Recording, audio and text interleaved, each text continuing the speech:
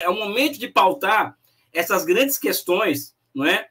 Com países como Estados Unidos, China, Alemanha, por exemplo. O Bolsonaro é um prêmio que deve ser negociado a nosso favor, do meu ponto de vista, né? Professor, como que você vê esse evento? Qual o impacto dele na geopolítica? De que forma o Brasil fica nessa... Porque a gente está vivendo um novo arranjo de forças, né? De um mundo multipolar. E como que você vê esse ato e a ascensão de Lula? Como que a gente consegue analisar isso? Então, existe um elemento aí que envolve diretamente os Estados Unidos, ou seja, Bolsonaro está nos Estados Unidos ilegal, diga-se de passagem, ilegal, né? E está todo mundo lá nesse momento, né?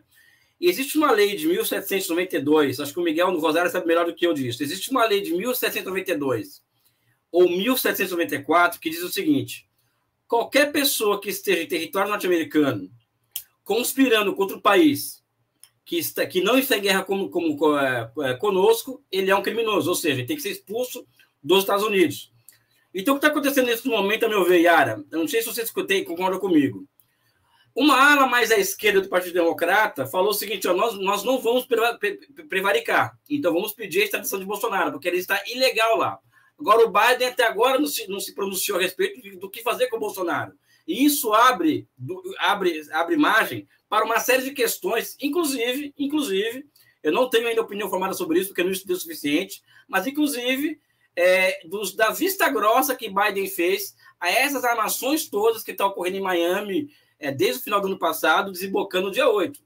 É impossível que o Biden não saiba o que está acontecendo em Miami, né? Ou seja, ele recebe relatórios diários do que está acontecendo no mundo inteiro, e também dentro do seu próprio território. Então, eu acredito que hoje o nosso campo deve cobrar uma resposta cara de Biden.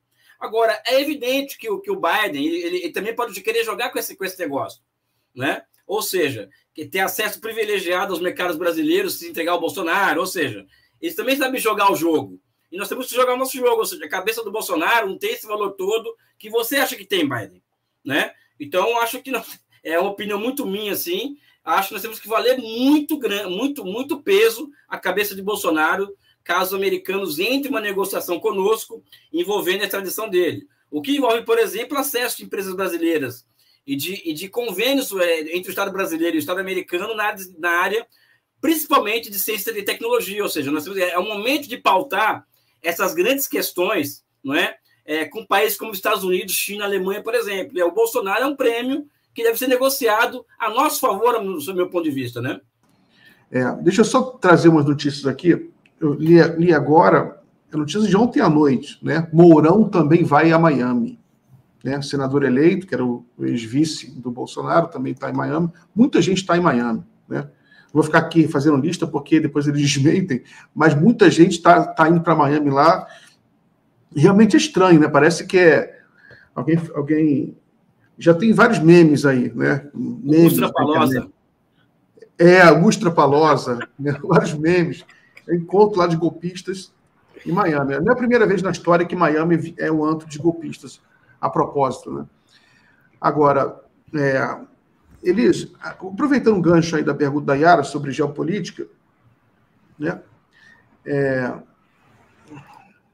A gente, agora, com esse atentado também, uma das consequências interessantes, quer dizer, interessante não, uma das consequências, evitando adjetivos que podem ser dúbios, uma das consequências foi uma manifestação em peso de apoios de lideranças internacionais, chefes de Estado, do mundo inteiro. Né? No mundo inteiro houve, inclusive do Biden, né?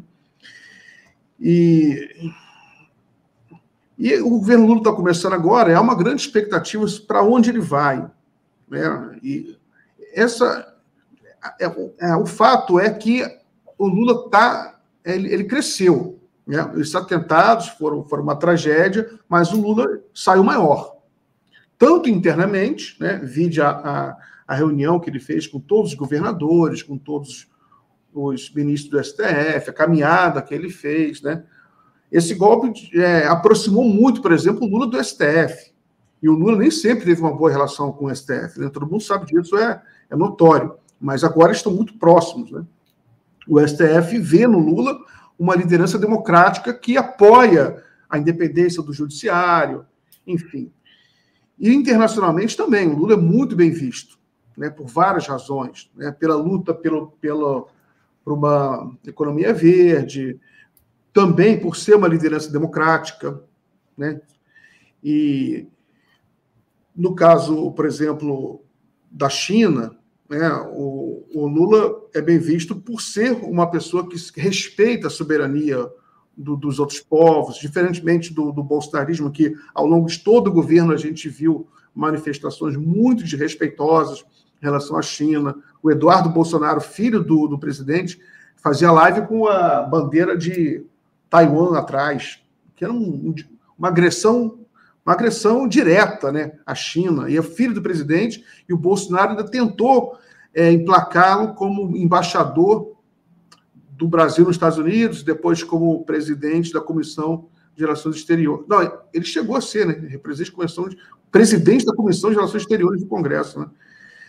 Então, agora a gente tem aí uma abertura, né, nova, com uma liderança prestigiada, capaz de fazer negociações em alto nível com todos os países, né? Para você mesmo, na transição, você fez aqui um protesto, né, dizendo que estava com um pouco receoso de não haver do governo, durante a transição, não criar uma estratégia mais assertiva em relação à China, né? Como é que você está vendo agora nesses primeiras semanas de governo? Eu acho que primeiro que o governo está sendo montado ainda, e muito devagar, até por conta do tamanho da frente que o governo abriga, né? Mas já existiu uma limpa feita no Itamaraty, né? Ou seja, no Itamaraty, pelo que falam, não sobrou pedra por sobre pedra, não moro em Brasília, então não posso falar. Enquanto que nos ministérios isso ainda está acontecendo muito lentamente, né? Então, o Lula, de certa medida, ele herda algo que já é crônico no nosso debate público que envolve a China, que é uma falta total de compreensão do como estratégica é a relação com a China.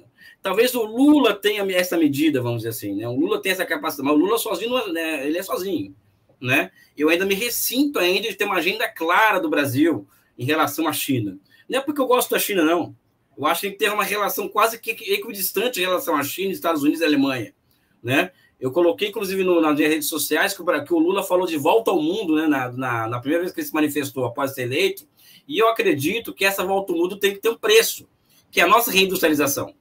Então o preço que nós vamos cobrar pela nossa volta ao mundo é a nossa reindustrialização. Então, para isso, nós temos que ter uma estratégia muito clara para a China. O que a China tem que nos interessa? Bens públicos. Tá? Então, acho que tem que se montar uma estratégia que envolve a construção de marcos institucionais internos e externos e meios e maneiras, vamos dizer assim, de negociar com os chineses a instalação no Brasil de centenas de quilômetros de trem de alta velocidade e sua transferência de tecnologia, né? Ou seja, estou falando isso aqui no genérico, né? Mas é basicamente isso que eu penso, né? A China tem algo que nos interessa e que pode nos levar a planejar nossa economia a partir da tendência que ela cria de exportadora de bens públicos. A Alemanha, por exemplo. A Alemanha hoje, eu também estou achando que nós temos que ter uma estratégia para a Alemanha hoje, o Brasil, né? E qual que é a estratégia para a Alemanha? Ou seja, eu observar os custos de produção na Alemanha, que estão ficando altíssimos por conta da guerra. A Alemanha deu um tiro no pé. É a terceira humilhação que a Alemanha passa 100 anos. Versalhes, Segunda Guerra Mundial e agora.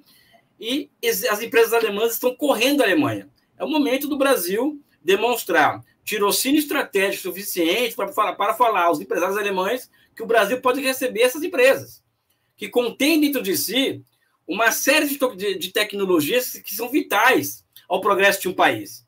A Alemanha é um nível de manufatura, é um nível altíssimo de manufatura, na ponta tecnológica em vários setores. Então, existe uma oportunidade que a guerra abre para a Alemanha, ou seja, para o Brasil em relação à Alemanha. Então, acho que também nós temos que pensar a Alemanha de forma estratégica. E quando eu falo pensar estratégico, eu estou querendo dizer diretamente o seguinte: eu sou contra a terceirização do Itamaraty, tá? Coisa que o Bolsonaro fez. Mas eu acredito que existem assuntos que não devem ser somente pauta para diplomatas. Eu acho que você tem que mobilizar as mentes pensantes da sociedade em geral e políticos para você formar massa crítica sobre certos temas. Não é um escritório do Itamaraty sobre Ásia que vai elaborar uma linha de ação nossa em relação à China. Não é um escritório do Itamaraty para a Europa, por exemplo, que vai nos entregar, por exemplo, uma elaboração muito clara sobre a nossa estratégia para a Alemanha. No mesmo para os Estados Unidos, porque eu acho que hoje os americanos também têm algo que é estratégico para nós, que é o Vale do Silício. Né? Então, acho que nós temos que ter uma visão holística dessa questão internacional e observar que, talvez, nos últimos 60 anos, nunca houve últimos 50 anos, desculpa, nunca houve uma oportunidade do Brasil estar tão bem no mundo quanto hoje. Né? É a China com capacidade ociosa diante de uma crise, e ela precisa exportar essa capacidade ociosa, a Alemanha com altos custos de produção, e os americanos sem nenhum aliado do mundo, praticamente, a não ser aqueles países do circuito Elizabeth Arden, né? Ou seja, então acho que existem muitas possibilidades, e eu fico ressentido, basicamente, é uma palavra muito ruim, né? Mas eu fico triste com a falta de uma inteligência estratégica no Brasil capaz de pensar essas questões com a profundidade que ela demanda. Quando eu falo de pensamento estratégico, ou massa crítica, não é uma pessoa ou duas. É você ter milhares de pessoas com capacidade de perceber quais são as reais necessidades do país hoje, e para mim chama-se reindustrialização, é o preço que vamos cobrar do mundo, inclusive, para nós voltarmos ao mundo, e como atingir esse objetivo e o papel das relações internacionais nesse processo. É assim que eu vejo a relação do Brasil com o mundo hoje, né? Eu concordo com Elias. E agora eu queria fazer uma observação que eu tenho notado, Elias, que você sabe que eu acompanho muito China, né? E a maneira como a mídia ocidental trata China. E eu liguei um sinal de alerta que depois dos ataques terroristas aqui do dia 8 de janeiro, tem sido uma crescente, um discurso que divide o mundo em dois blocos, os autoritários e as democracias. Qual é o perigo da gente ser engolido porque isso é uma guerra híbrida, né? A gente sabe, é uma coisa difícil de você identificar, difícil de você compreender direito, porque é uma coisa muito difusa, mas existe deliberadamente essa tentativa de dividir o mundo, que tem a ver com o que você comentou, que os Estados Unidos estão se isolando, né? Não digo isolado, mas se isolando, especialmente do sul global. Como que você vê isso e como que a gente pode fugir dessa armadilha? Eu acho, Yara, que o nosso papel, ele é o meu, o seu, do Miguel, são papéis semelhantes, né? Eu não acho que é o caso, nós fazemos uma defesa do modelo chinês porque nós somos simpáticos à China, ou seja, eu sou simpático à China por várias questões, mas não é o caso aí. O caso aí é dizer para as pessoas, assim, aqui no fórum, nas redes sociais, e eu fiz isso no final de semana com um professor que é bem famoso aí, né, que eu não vou citar o nome, o seguinte: o problema não é a pessoa falar que a China é um país autoritário pura e simplesmente. O problema é o seguinte, é que você trazer desinformações sobre a China pode fazer bem para o ego, só que faz mal para o país.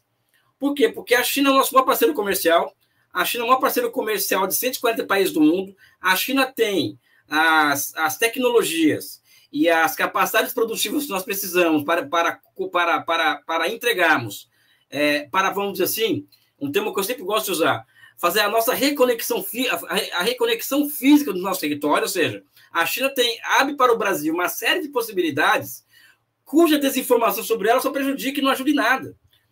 Eu acho, Yara, que as pessoas podem ter a opinião que elas quiserem sobre a China, sabe? Agora, o que nós temos que atacar é a desinformação sobre a China. E nós somos muito pequenos, ou seja, nós é o nosso campo de pensamento, nosso campo de ação, sabe?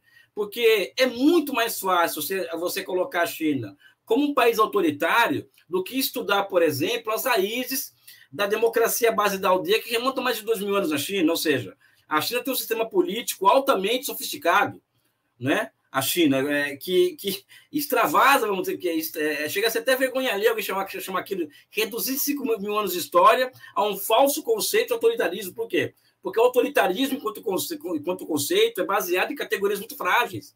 Né? Então, não dá nem para discutir do ponto de vista intelectual esse conceito, na minha opinião. Né? Então, eu acho que a grande questão é o seguinte: olha, você quer falar, por exemplo, o professor X foi no podcast, está falando mal da China. A opinião dele é o que ele é contra o socialismo, tudo bem. Agora, desinformação não dá. Porque você está fazendo mal ao Brasil, não é a China, não, que a China está pouco se lixando, pessoal. A China se vira, sabe? Você está fazendo mal ao Brasil trazer desinformação sobre a China. Você pode não concordar. Aliás, nem tudo que a China faz eu concordo, Elias. Atualmente eu ando com uma distância crítica em relação à China por conta da abertura abrupta do Covid-0. Então, como eu não tenho informações suficientes sobre aquilo, eu não vou defender cegamente aquilo. Eu vou manter uma distância crítica até formar uma opinião. Ponto, acabou. Né? Então, acho que no nosso papel é o quê? É demonstrar o quê? Que a desinformação ela só prejudica as relações Brasil-China. É só isso. É isso que nós temos que fazer, ou seja, não cair na armadilha de defender, entre aspas, o modelo, né? E demonstrar o seguinte: o que está fazendo faz mal para o Brasil, não é para a China. Né?